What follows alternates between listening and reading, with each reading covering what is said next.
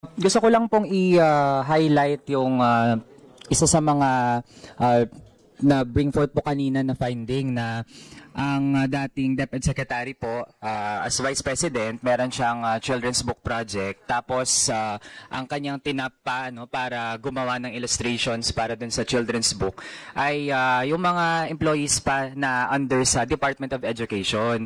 Parang hindi po ito ang first time na pinaghahalo po niya ang dalawang ahensya under her leadership. Tapos ngayon pa nga ay merong ganitong additional example. So hindi dapat ito i-take note lightly ng komite na ito, lalo na't nanghihingi pa nga ng additional budget para dun sa children's book na iyon. Given na may ganitong hindi magandang history pala ang ganong proyekto, Madam Chair.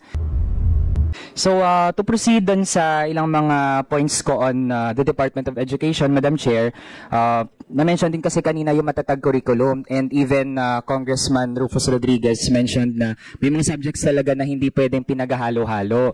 Kasi po, Madam Chair, ang gusto nga po ni Kong Rufus yung PE dapat talaga hiwalay. Pero ngayon nga, at least yung naabutan ko, Madam Chair, yung PE kasama siya dun sa MAPE na Music, Arts, P, and Health.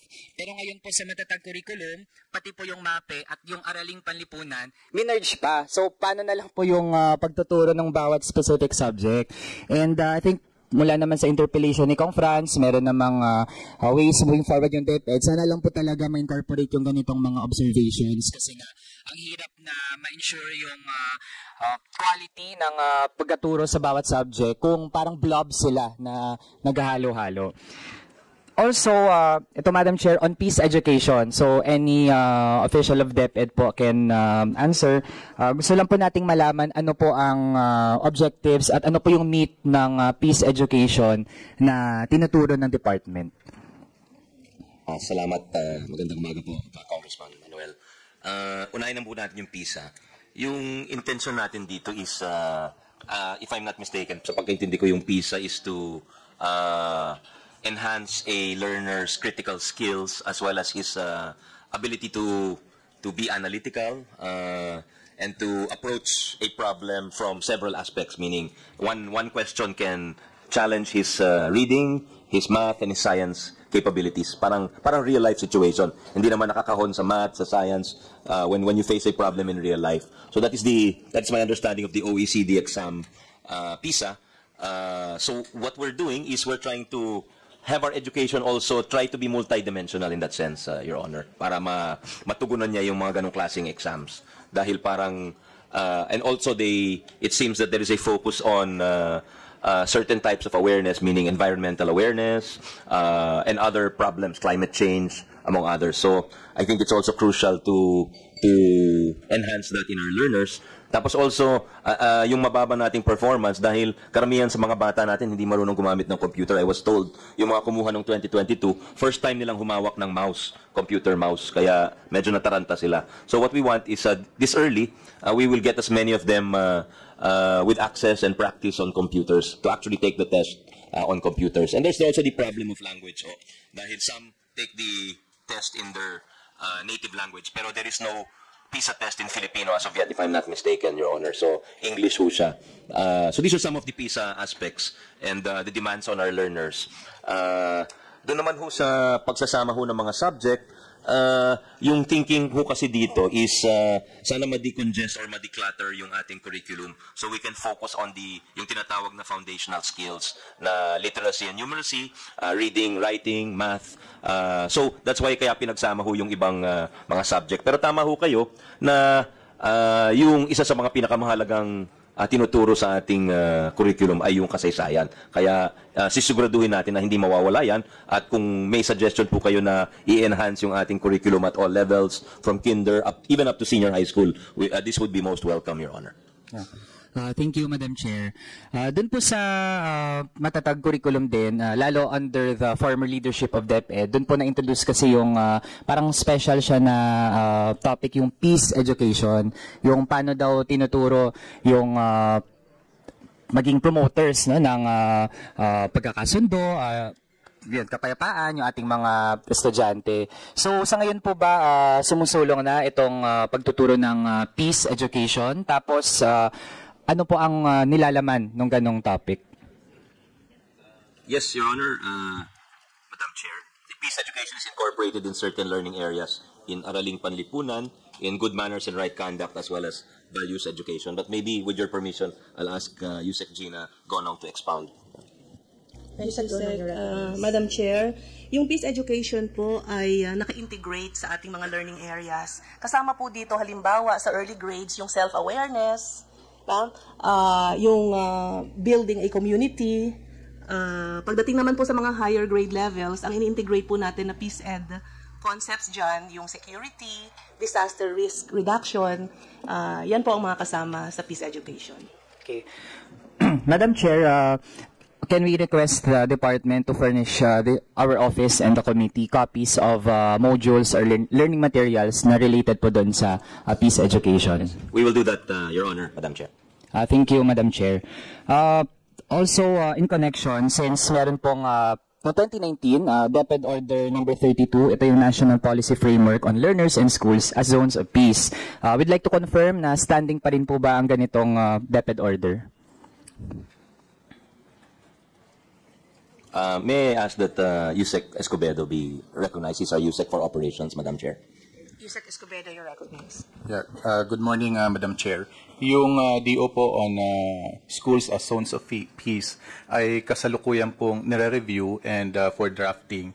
Nang sa gayon ay yung schools ay maiwas doon sa anumang violence or human-induced hazard. And we will consult all the stakeholders, especially the teachers and other organization as regards to the review and redrafting of this previously issued DO.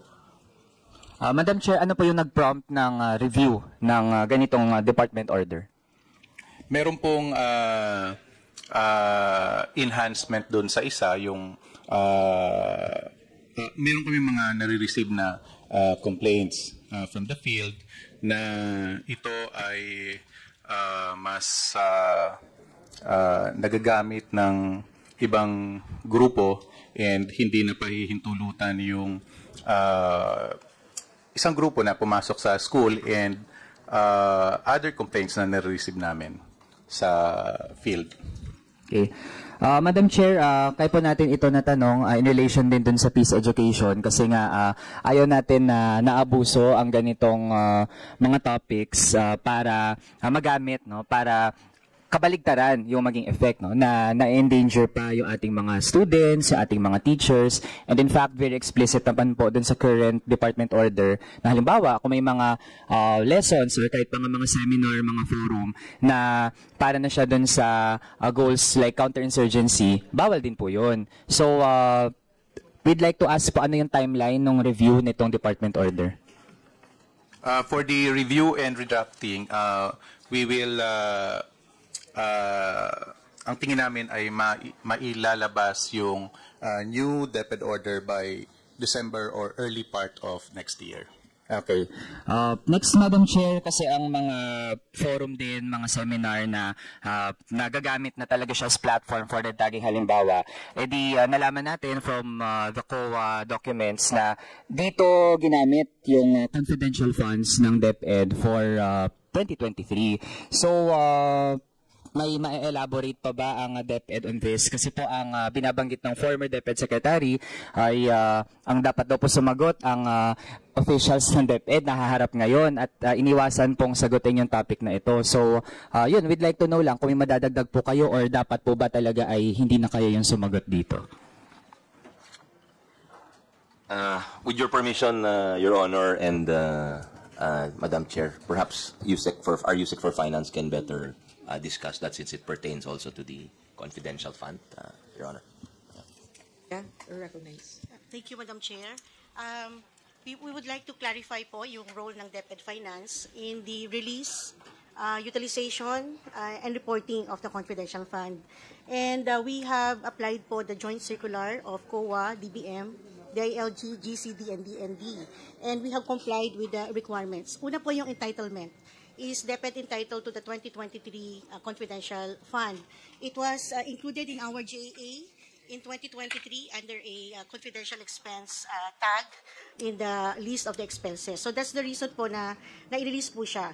Ang next po is the form of release. We also follow joint circular, cash advance. Naka-identify po doon that the 3 months requirement should be released in quarterly basis, and that the next liquidation should be upon the liquidation of the head of the agency to the chairman of the Commission on Appropriation. So to answer po yung question kung alam ba namin yung details nung pinagamitan, we do not know because we're not part of the process for utilization and liquidation. So what I can share is from the finance, we have released 3 quarters, that's 112.5 million. It has been recorded as liquidated because we were given a copy of the cover letter only of the liquidation. And the last quarter was not processed because there was no request to release it, Madam Chair. So hearing that, Madam Chair, ibig sabihin tama lang na last week ay niraise natin yung tanong na ito regarding the DepEd confidential funds on 2023 kasi nga mahirap din na expect natin na yung officials na harap ngayon under the new DepEd leadership ay sila yung sumagot dun sa tanong. So Madam Chair, to confirm, magre-request po ba ng confidential funds for 2025 ang DepEd? No, Your Honor, Madam Chair. Maybe no po, bakit hindi? Ibig sabihin po ba ay hindi na nakikitaan ito ng purpose to continue and fulfill DepEd's objectives? Yun ho, kasama ho yun. Siguro, hindi na rin hiningi nung predecessor namin for the last year and for 2024, if I'm not mistaken, wala rin po. So, and given that it is engendered, medyo naging controversial siya. Mabuti na rin umiwas ho, siguro, Your Honor. At hingin na po yun sa line item kung may mga pangangailangan po ang departamento. Thank you, Your Honor. Yes, sige. Last topic na lang, Madam Chair, no? Kasi nga, yun, tuloy-tuloy na yung mga bagyo pumapasok sa bansa. And we observed na meron kasing Disaster Preparedness and Response Program under the Inclusive Education Program of DepEd. So, ano po ang trend sa budget? Kasi sa initial data po namin ay bababa yung budget for this. And would DepEd want na taasan ito? Decreased somewhat, Your Honor. I think it's around 900 million for 2025, if I'm not mistaken. But again, if I may ask that Yusek Rev C. Escobedo be recognized because his strand is the one in charge of the disaster office, Your Honor. Madam Chair, Yusek yung nung 2023, meron pong budget ang Department of Education ng 2 billion for the Disaster Preparedness and Response Program Fund. At ito ay MOE para sa mga minor repairs, clean-up drive, and pagtatayo ng mga temporary learning spaces. Dahil kung binagyo yung ating schools, maraming mga classrooms ang nasisira, and immediately after the disaster, walang magamit ng mga classroom. So ito po ang ginagamit natin na pondo at directly released to the regions. And nung the following year, meron ulit na 2 billion na-allocate for the Disaster Preparedness and Response Program Fund, at kasalukuyan ay meron pa pong sobra. Kaya for 2025, yung 2024 budget under the DPRP, yung pa rin yung gagamitin natin. At para mabilis yung utilization, naglabas na tayo ng guidelines na pwedeng pumasok sa framework agreement yung mga regions, meaning kapag merong bagyo o disaster sa kanila, ay pwede na silang makipag-ugnayan sa mga industry para madaling makuha yung mga for repairs na kagamitan o materyales. And yung temporary learning spaces, yung budget na yon, dati kasi 180,000 lang, napakaliit. Ngayon, in-increase natin to 380,000 dahil yung current market price ng mga building materials ay talagang tumaas na sa iba't ibang region. So, tingin namin sa 2025 ay yung natitirang DPRP sa 2024 ay kaya naming ma-utilize, Your Honors. Sige, with that, I have no further questions as of now. Thank you, Madam Chair. Thank you to DepEd. Thank you.